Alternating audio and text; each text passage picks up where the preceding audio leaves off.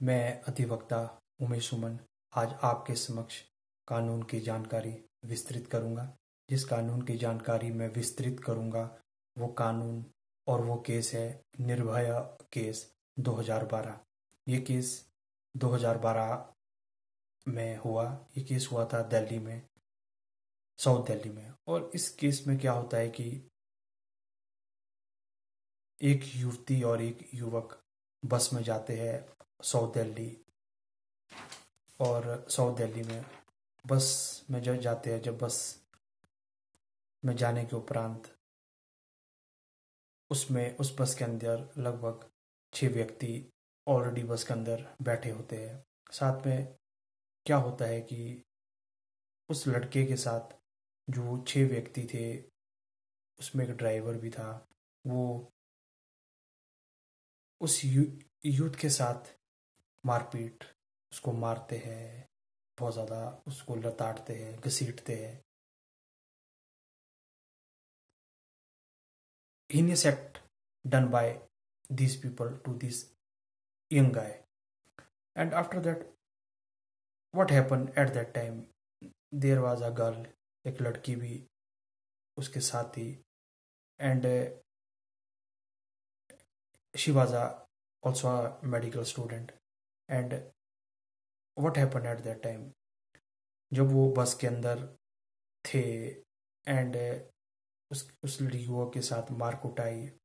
और उसके बाद क्या होता है कि उसके साथ उस लड़की के साथ वो छेड़छाड़, वी आर सेइंग दैट कि उसके साथ छेड़छाड़, और वो they are trying to be doing a sexual activity with her. और धीरे धीरे क्या होता है कि they are forced and they were indulged in to to done a rape with her. And उसके बाद क्या होता है, the police investigate the matter, police came at the spot, police collected the evidence, police collected all the things. साथ में उसके बाद क्या होता है कि उसको हॉस्पिटल ले जाता है। और 11वें दिन she was shifted to Singapore hospital. Singapore hospital वो जाती है। After 2 days she was died, वो मर जाती है। And what happen, there was क्या उसके बाद क्या होता है कि there is agitation throughout the country first of all. And there was a national, there was a violence among the people. And there is a fear and tension among the people regarding the act which was done in our country by 6 culprits. तो फिर सारे में एक भय का माहौल जैसा पैदा हो जाता है। और साथ में पूरे हिंदुस्तान में एक रोष और एक नेशनल, किसको वायलेंस कह सकते हैं, पूरे देश में वायलेंस शुरू होने गया। क्योंकि सब लोग चाहते थे कि निर्भया को एक उसे उसकी पहचान उसे वापस मिले, उसे उसका स्वाभिमान वापस मिले। कहने का अभिप्राय है कि भी जो दोषी है उन्हें सजा मिले और उन्हें कोर्ट कचहरी के अंदर एक प्रताड़ित होना पड़े। और उसके बाद ये केस फास्ट ट्रैक कोर्ट में चलता है। और इसमें क्या होता है कि जो ये कन्विक्टेड थे, ये देवर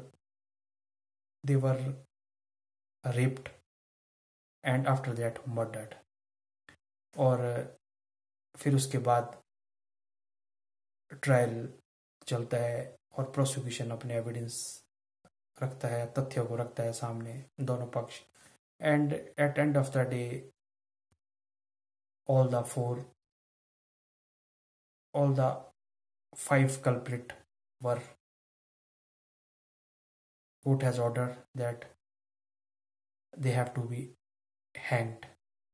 और सुप्रीम कोर्ट में भी वो अपनी पिटिशन को फाइल करते हैं, मिर्सी पिटिशन को, और that is also rejected in the supreme court. But इसमें एक जो लुकुना रह जाता है, वो एक छोटी सी बात ये रहती है कि जिसमें एक जो भी लाइन था, जो एक जुबिलाइन मीन 18 साल से जो उसमें कम कम का कल्प्रिट था, वो भी उतनी ही सजा का हकदार था जितना और व्यक्ति इस कानून में सजा के हकदार था। पर लेकिन उसको इतनी सजा नहीं मिल पाई। क्यों नहीं मिल पाई?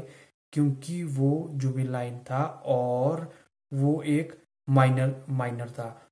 उस इसके उपरांत हमारे पार्लियामेंट और हमारे देश में कोई ऐसा कानून नहीं था कि एक माइनर बच्चा अगर हीनियस क्राइम करता है तो उसे भी वही सजा मिल सके जो औरों को मिली, जो उसके साथ उस टाइम संलिप्त थे। पर ऐसा नहीं हुआ इस केस में।